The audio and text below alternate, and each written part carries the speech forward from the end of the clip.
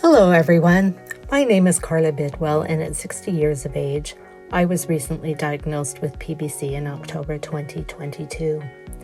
I always considered myself to be a very healthy person. I didn't smoke or drink, had a healthy diet, and exercised regularly. But 5 years prior to my PBC diagnosis, I started experiencing a number of health issues resulting in many visits to different health professionals, tests, procedures, and treatments. With no signs of improvement, I made the decision to retire from 34 years of government public service in April 2022, thinking it might help. While this afforded me more time to focus on myself, it wasn't a game changer. Only after a new specialist, Dr. Rohit Pai, encouraged me to have a liver biopsy did I receive my long-awaited diagnosis. What a relief it was. I finally had a name and explanation for what was ailing me. The bonus was being told I was in the early stages of the disease and with medication I should feel better, and it shouldn't affect my life expectancy. I'm happy to report that the first-line treatment had me quickly feeling much better and actually enjoying food and life again. I realize that PBC is part of my life journey now, and I must continue to listen to my body and adapt accordingly. That includes learning more about the disease, which brought me to the Canadian PBC Society and becoming a volunteer. Having opportunities to attend conferences like this one to hear from experts about their latest research gives me hope for others. That's why I'm happy to introduce Dr. Hin Ko, who will be talking about current and future treatments for those living with PBC.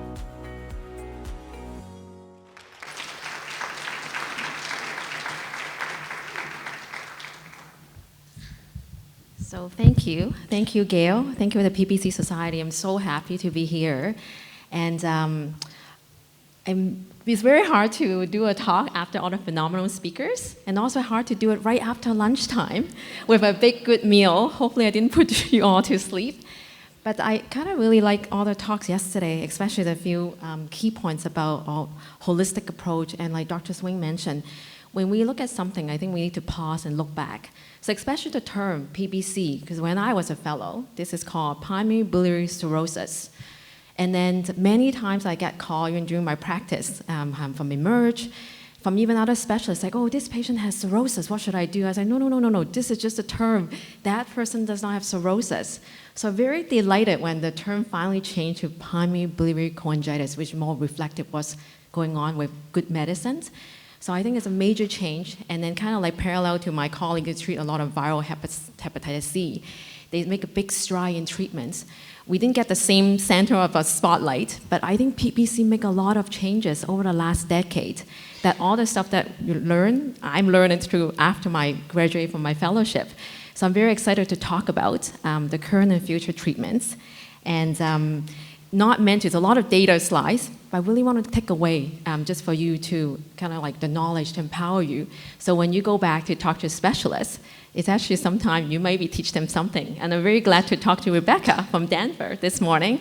So she told me after the last session in 2019, she brought all the slides and talked to her specialist and able to make some changes in the treatment. So I think it's very touching. We actually make a lot of impact to the society. So main objectives.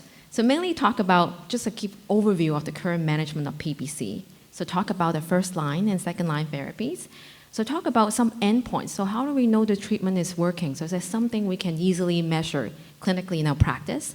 And lastly, kind of quick overview of the exciting future therapies for PBC.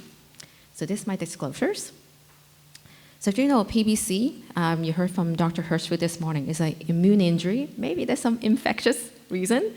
So basically you have an injury to your bile ducts, so kind of like damaged bile ducts, leaking all the kind of toxic bile, causing this cholestasis and inflammations. So anything that causes inflammation in the liver, then cause some scar tissue. Think about like a skin rash, right? You have a rash that never heals. Eventually, that part of the skin is firm and rough. So that's what happened over years. You're layering of the fibrosis, causing cirrhosis. So hopefully, along this way, we have medication that can stop. Like we have targets of the different receptors. We can stop the inflammation, reverse some of the fibrosis. So hopefully, in the future, we'll never have anyone with cirrhosis from PBC. So I want to highlight PBC is chronic. It's a progressive disease if we don't treat it. So that means it's really important about lifelong therapy. I know no one likes to take medication for a long time, but I want to show you that good data that the drug does help. But it's very important also we need to stay on the medications. The goal is we want to prevent any liver-related complications. We still have a lot of work to do about getting the symptoms better, like the itch and the fatigue. Then hopefully along the way, we have learn about more markers that can help us to kind of stratify someone we need to follow more closely. And someone doing really well, we still need the monitoring, but by using some of the easily measurable kind of markers from blood tests, which I will touch on. So ursodiol, as Dr. Herschel mentioned, so originally the name Ursus coming from the species bear. Now for the animal activists out there, we're not that crew. We're not taking the bile from the bear anymore. So it's a synthetic compound. It's eventually made it in our body. Think about it's more like a water soluble, so more thinner bile. But it has other effects. It has some anti-inflammations, anti-fibrotic effect. So we have to use the right dose. So at 13 to 15 milligram per kilogram per day. So typically we use it twice a day. I mean, if someone finds it hard to remember to take it, there's too many pills you have to take. It's okay to take it once a day, but sometimes twice a day, I find some of my patients, they felt less itchy when they split the dose. So whatever it works, but we have to use it in the right amount. So when your weight fluctuates, I think it's good to check with the doctor to make sure you're still taking the right dose. Sometimes maybe you don't need as much, we can scale down the dose to match the weight. But it's meant to be continued for life. So what we learn is the ursodiol does help to decrease the alkaline phosphatase. It's the blood test that your doctor ordered. So kind of like a surrogate marker to tell you, oh yeah, we decrease the inflammation in the bile duct. So also help to reduce the bilirubin. But what long-term has been shown from many data, it actually decreased the progression of liver scar tissue and development cirrhosis. That means we're able to decrease the risk of developing cirrhosis. So we know about that by decreasing cirrhosis, less likely we may have people needing transplant because of PBC. So you can see the graph there. So kind of linked to my next slide. I think it's very important we diagnose early. So this is done in like 1997, so a long time ago. So you can see there over time, I mean, we age, definitely there's a bit decrease in the survival. So you can see the Urso graph, the gray line is kind of gradually decrease, but the one you see is a blue line is the one that initially just treated with placebo. Even after they got diagnosed, they intervened, put them on Urso. You felt like they never really catch up the line. So that's very important. We want to diagnose and treat early. So at the bottom, I kind of highlight the mechanism, how Urso works. So make it more like the bile, the toxic bile, more easy to flow through the bile duct. So it has some kind of protection effect on the cell and an anti-inflammation, and just some kind of immune modulation effect. So it's really fascinating that Urso had a few different mechanisms of action that's really helping the PBC. So I want to highlight enough that early diagnosis, really important. So this kind of show to compare the patients with general population. Of course, after 15 years, gradually, many other conditions. So the survival did decrease a little bit. But patients with PBC got diagnosed early, which is kind of the bright blue line, pretty close to the general populations. But when you diagnose them a bit later, like in advanced, moderately advanced to even late stage, so you can see there's a huge difference, a huge drop-off in the survival. So when I say, well, what do I mean by moderately advanced disease? When we see blood work, some of the liver function tests, the albumin got a little bit lower and the bilirubin rising. So as you get more end-stage liver disease, you see more abnormality in the blood work. So again, really important, hopefully we catch early and then put them on treatment early. So how do we assess response? You know that we still need a lot of work to judge based on the fatigue and itch, and quite often, really, you have lots of symptoms doesn't mean you have severe disease. So we rely on some markers to see whether you're responding well to ursodiol. So the many criteria, you come across the literature, the different criteria. I like Toronto because we're Canadian. And then, but bottom line is we want the alkaline phosphatase roughly, depends on which lab you go to, less than 200. So this is the goal we try to aim for. If it still remain to be high, like even after 1 year or 2 years, we get a bit concerned that, well, maybe you're one of the ones who might not get full response from Urso. Now, in the old days, when we only have Urso, I said, well, there's nothing we can do. But now we have so many things we can do, so many new agents that we can add to get you have better response. So very important, we need to follow the alkaline phosphatase. Now, besides alkaline phosphatase, I mean, we need to follow the bilirubin, kind of like a marker for your liver functions. When the bilirubin rising, that means that you may have more advanced scar tissues in the liver. So we have many research to support that, when you had a high alphos and bilirubins, you are higher risk of disease progressions, and then compared to people who have normal levels. But what I want to highlight is it's not like a marked blood test, it's a fibrosis. It's also a signal that disease progressions. It can even develop in patients being treated. So it's not like, now you're on Urso, you're kind of like protected from no fibrosis progressions. So we kind of like say, well, how do we know? From blood work, it's not great. From imaging, it's not great either, too. By the time we see a lot of scar tissues, maybe it's too late. So what we need some tools. So not saying you heard a lot about liver biopsy. Now, the gold standard, it is liver biopsy. But there's some risk, even though I know it's very safe. But it's very scary, right? No one likes a needle to put through the skin. You have to stay in the hospital for a few hours for observations. And also, it's not perfect. We are really just sampling a very small piece of the liver, and PBC can be patchy, so it's not really representation of the whole liver. So luckily, at some center, I know this still could be access issue, what we call fibroscan. So basically kind of ultrasound-like machine, but it's not a replacement. It's a complement to ultrasound.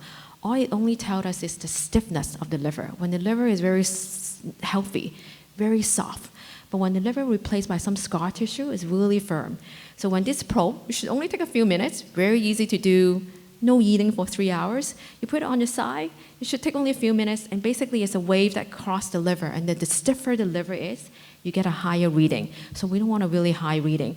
So this is something that really easily done, but of course you have to go to maybe special centers to get the fibroscan done. And also something we can monitor, just like blood work. You don't have to do it every 3 months or every 6 months.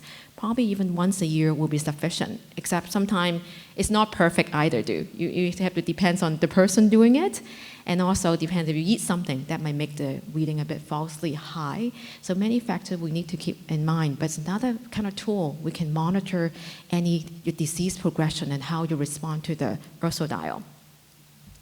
Now, you heard a lot from different kind of researchers saying, up to maybe 40% of you may not have an adequate response to Urso. So this is kind of highlighting in different countries.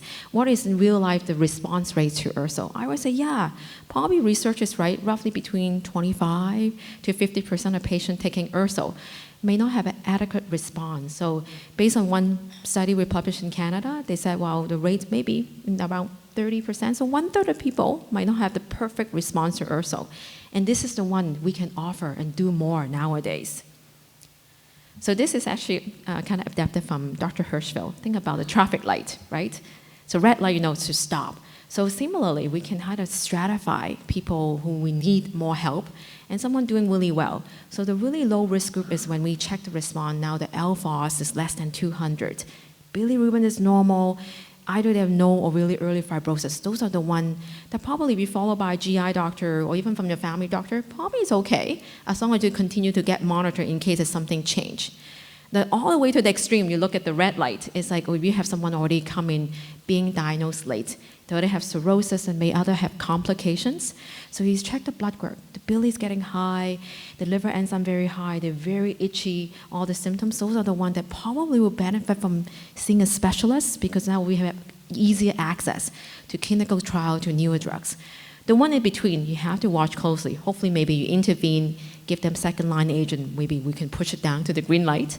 But those are the ones that, the alpha is not perfect, it's about 200. Some of the blood work is a little bit higher than what we want to be. So probably the one that we still want to intervene, think about second-line agents. So you probably see this slide. If people were here yesterday, this is your 5th or 6th time seeing this slide. I think I really like this one from Dr. Levy and Dr. Hirschfield. It's about the current paradigm, and Dr. Hirschfield already referred to. So talk about the traditional way. We wait for someone don't respond to Urso, then we give them by 1 year, not respond, we start the second line treatment. But I think we should move to, like Dr. Swain mentioned, a holistic approach, personalized medicine, that we actually look at the person. I think now in the era, this is very important when I see this paradigm, because we have many AI stuff people talk about. Even my colleague was joking around saying, oh, we can teach a monkey or a robot eventually doing colonoscopy. But I think our colleague, we're safe, the liver doctors. I don't think liver disease is very fascinating. And everyone, if you look closely, it's different, they're unique. I think this kind of brought back to what I remember from medical school is the art of medicine. You can punch in all the science in the algorithms, like, oh, you failed, number this one over 200, second line agent. But I think this is not enough. You have to look at the person. Everyone has their own story.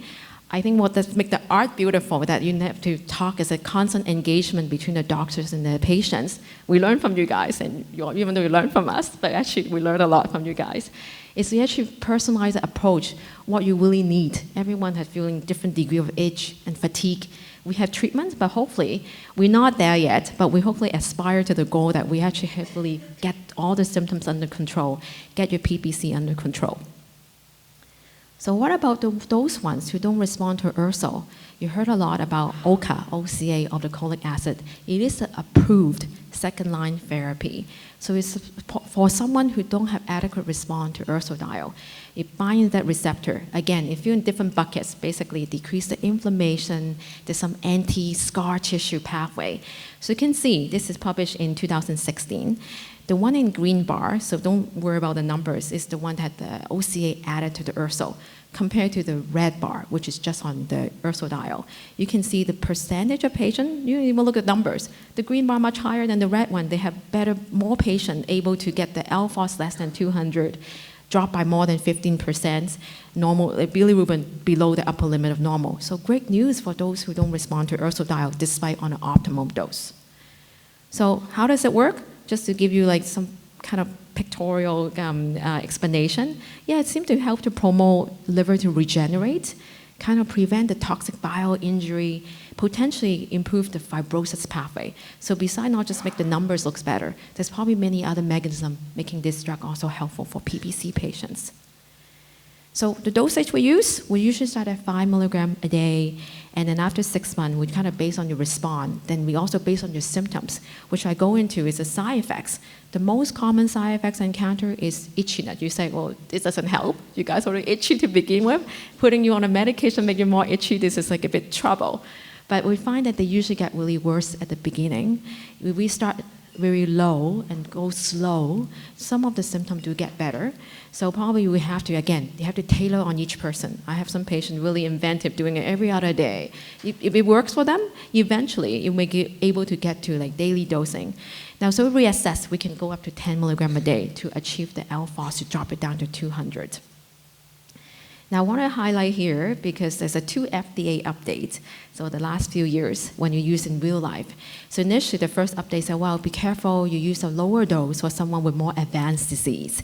But now if someone that's showing what we call B and C, just people now having maybe some signs of fluid accumulating in the stomach, and maybe has some enlarged veins in the esophagus, we probably maybe OCA is not a good option, maybe wait for other agents. So we want to start at 5, 10 milligrams, but if someone have early cirrhosis, it's still a safe agent, but it's not for everyone. So this one had been presented yesterday. What about long-term use? Well, you say, well, show us the research data. They always looks good. So how does it compare in real life? So we know it's very hard to do long-term study in this disease. It's not very common. And also follow them for years, it's just not possible. So what they do is they do have a global PBC. So basically patients from honestly every continent in the world. So all the PBC patients put together is like an external kind of control cohort, meaning they don't get the OCA, compared to the one that they got the OCA. So basically they follow them, basically try to match as much as we can. And then you find that one on the OCA had lower incidence, so less people have the decompensation and liver transplant compared to the one that just had on the ursodiol when they don't respond. So you can be reassured that not just the data from a journal that say, oh, it's helpful. So in real life, it does show to help to improve the survival. Now we're moving on. What about off-label? So now this is all off-label and the future therapy. So we talk on Urso first line, OCA second line, but we have many exciting agents that we might be available in the future. So we heard a lot about fibrates and Dr. Levy talk about using bezafibrate for the FITCH. So this is a study, so it's a proof of concept. And basically you have not a big number, people, almost like I think 50 patients in each arm, but by adding the fibrates, that you see the outcome is to achieve a normal alkaline phosphatase and bilirubin in 2 years. You can see the one on fibrates, 31% versus none in the placebo group. And then also normal alphos is seen in 2/3 of the patients on this medication versus only 2% on the placebo. So you can say, wow, you see a drop in the orange line from the alphos, bilirubin, and also the bottom one is the liver stiffness. This is a very hard endpoint, right? We're trying to reverse the scar tissue. So you can see also the orange bar is lower liver stiffness than the one in blue. So again, very promising. Also had this extra benefits of maybe helping with the itch. So we're pushing things a bit further. The more the merrier. We'll put another agent. What about triple therapy?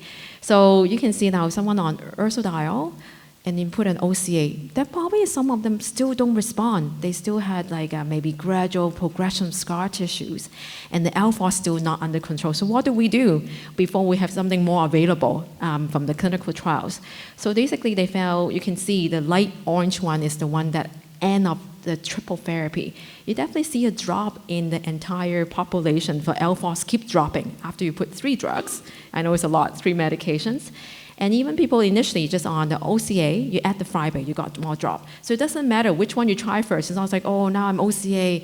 Is it in the wrong order? So the good news is when they add third agent, it seems to further drop the alkaline phosphatase. The only difference is when you're on the fibrates already, which have this benefit of itch, when you add the OCA, it doesn't really help with the itch because it's kind of neutralized the benefit. But if someone on OCA, you put on the fibrate, it's also further, the bottom graph is they see less people have the itch. So, but it's a lot to take 3 drugs. So keep that in mind. It will hopefully something more simpler. But if for a desperate situation, while waiting for new drugs to get approved, if we don't able to get someone under control with just Urso and OCA, probably maybe can try with the fibrates. And they're still doing a clinical trial on this. So what about the pipeline on emerging treatment options? So you heard a lot of the drugs. I mean, I won't kind of too much data to show, but I'm more focused on the seladelpar and elafibranor. So this one got into more like the phase 3, but you heard about sotatercept talk about maybe help with the fatigue, and then the bottom one talk about is for the itch that you heard previously from previous lecture. So seladelpar. So you heard about the PPAR, so it's another receptor that the drug can target. Again, focus on the right top corner. So just think about it help with the inflammations, help with more like increase the bile acid secretion, decrease the production of the bile acids, the help with the fibrosis and bonus, some metabolic effects, maybe help with the cholesterol and insulin sensitivity. So it's like act on many things. So this is like study to show endpoint at 3 months, so it's really short. So basically they look at 2 different doses. But again, you can see that, oh, what about what they said, composite score. Basically, you see normal alphas below 200. You make the bilirubin normal. Look at the quite dramatic.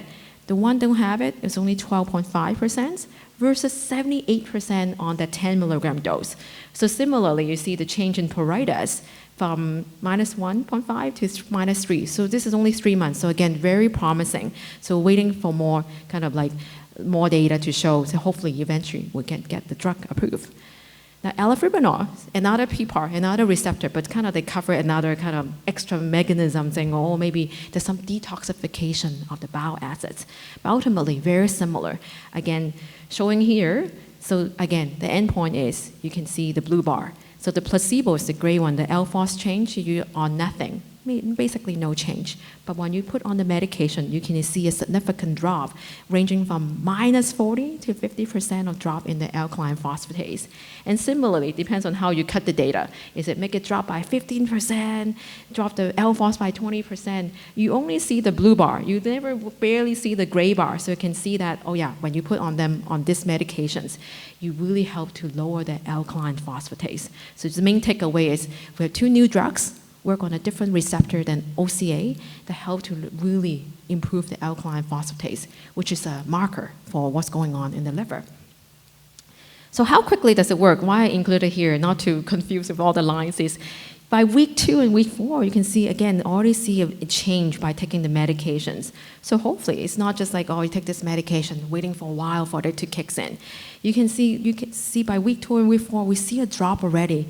So again, hopefully, we can see this response, and very early, and then you can see maintain it only when you end up treatment. Of course, it go back to baseline, but not making it worse. So again, very promising. So waiting for more data from a phase 3 study. So Dr. Larry mentioned this already. The extra bonus is the pruritus. So by putting them on this medication, you can see more people feel less itchy. So this is just like a scale that we use for people to measure the degree of itchiness. So again, potential bonus. Another advance then from OCA that have some itchy kind of side effects. Now this drug doesn't not only help with the alkaline phosphatase, potentially help with the other extra liver symptoms. So very exciting. Now, I want to end about extrahepatic manifestation. Some have been talked about, but this is what I talk about holistic. I mean, we're not trying to find excuse for the doctor. Sometimes we got so overwhelmed, we just talk about the liver, the alkaline phosphatase. We don't have time, and then we forgot to ask you guys about the itch and fatigue. But it's very important because this is actually the part that you guys affect the quality of life. You won't feel when the alpha is 200 or 300. You probably don't feel anything. But this is the part that we are not doing a good job. But hopefully now we learn more. We have new drugs available, hopefully in the future. We should be the one, or then if not, you mention to your doctor saying, oh, by the way, I forgot to mention I'm very itchy. So I think it's good to mention to them because there will be new drugs coming along. So itchiness, you saw these slides before. And I mean, I only listed one clinical trial because this is the one that in Vancouver we have. We can recruit people for pruritus, but this is just one example. But when you really exhaust all the options, like I talked to Rebecca, she's getting plasmapheresis every few weeks. It's kind of really affecting the quality of life, but some do really itch, and some people got liver transplant because they just have refractory pruritus. So hopefully, we see some promising data from our clinical trial, not just from this study, but from other study of other drugs that we can offer to you guys. Now, fatigue. You heard about exercise. I kind of heard about this from the European conference last year. So also not doing you guys a favor when your doctor say, oh, go home, do some exercise. It's good for you. It's not really helping. And some of the patients, they have joint issues, the age, you have to be personalized to tell them what they can do. So we want actually like more structure, home-based exercise program. So this is an example. Even the chair, simple. So for those of you who don't have your husband with you, you go home doing something like this, your husband wonder what you're doing, just say your doctor tell you to this kind of funny maneuver with your chairs. They said you have to be structured, but they have to be consistent. But when they do this kind of program, they really see a significant reductions in the PBC 40, which is just another tool for us to measure the fatigue. So definitely does help, but again, in individualized base. Other clinical features we touch on is very prone to get osteoporosis. As female, we postmenopausal, especially, but we also have young female with PBC. We're more likely to get osteoporosis. But then because this is like affecting the bile, we are more prone to get fat-soluble vitamin deficiency, like vitamin A, D, E, K. So vitamin D, especially now we have many sunlight, but think about the winter. In Vancouver, it rains for a few months. You're really not getting enough sunlight, so we lack of vitamin D. So how do you know you're low? So probably need to check it. I check my patient quite often, the vitamin D. Probably I order in BC, only the specialist can order it. If the GP order it, you have to pay for it, which is crazy. So check the level, because many of you might be low, but then you should supplement vitamin D, maybe more amount you need during the winter times. Get a baseline bone density scan if you haven't had one done, and depending you are like pre-osteoporosis or osteoporosis, you still need to check it regularly, because you may benefit from beyond calcium and vitamin D. We talk about dry eyes and dry mouths, and then cholesterol. So quite often, don't be alarmed when your doctor tells you that, oh, your cholesterol level is very high. We see it a lot in PBC patients. But interestingly, I don't know why, it's still just in isolation. It does not put you at high risk of cardiovascular disease. But of course, doesn't mean that you can ignore it. If you have family history of cardiovascular disease, together with other risk factors, if you have hypertension, maybe you still need to treat the hypercholesterolemia. But then you got to make sure that it's just in isolation. It does not put you at high risk of cardiac disease. Just want to highlight. So in summary, it's not just like a one-prong approach to PBC. So of course, we want to know how you respond. So the key, when you go back to see your doctor, need to be monitor your blood work. So depends how your blood work looks like. We know that you need more attention, maybe you need to see a hepatologist, or that you okay, stay on the Urso, just need monitoring, because we want to stratify. And so by different tools, if you can access to FibroScan, so we want to see like 1 and 2 like all linked together.